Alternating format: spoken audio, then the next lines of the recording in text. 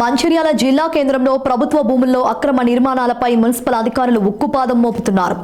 జిల్లా కేంద్రంలోని మార్కెట్ ప్రాంతంలో వెలిసిన అక్రమ నిర్మాణాలను మున్సిపల్ అధికారులు జేసీబీలతో కూల్చివేస్తున్నారు. షాపు యజమానులకు అధికారులు ముందుగానే నోటీసులు జారీ చేసినట్లు సమాచారం.